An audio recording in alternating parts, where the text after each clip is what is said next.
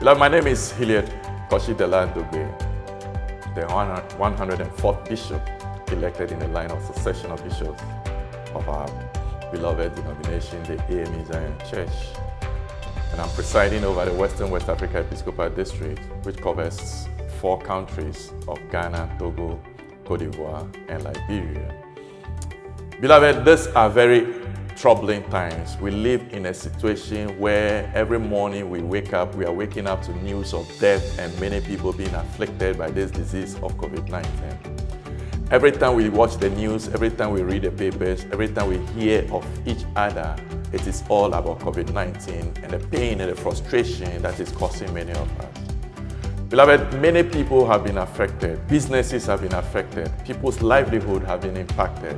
Our fellowships have been truncated. Our warm hugs and shakes and all of the things that we do to celebrate each other and to celebrate God all has to be placed on hold because of the threat of COVID-19. Well, we know that it's an illness which is real, and we know that its impact on our individual lives and our corporate lives, and even as a church, we've been impacted greatly.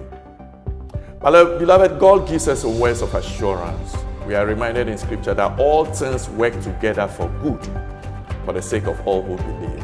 And we believe that this too will work for our good, because in the midst of our trouble, we will still find joy. In the midst of our pain, we will still find hope. In the midst of our distress, God is still working things out for our good. Our heart goes out to all our health workers and all those who are serving on the front lines, trying to make sure that they bring health and healing to many, our psychologists, all those who are working on the front line to make sure that hope and healing comes to us. All those who are making sure that they are working with us to contain this situation. Our governments are trying to put protocols and structures in place so as to make sure that we are able to contain this illness. Beloved, adherence to those protocols is very, very important. As people of faith, yes, we have faith, but adherence to those protocols is also an act of faithfulness.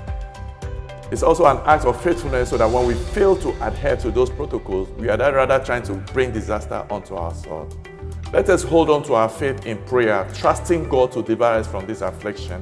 But let us also remember to be cautious and also to adhere to all of this situation.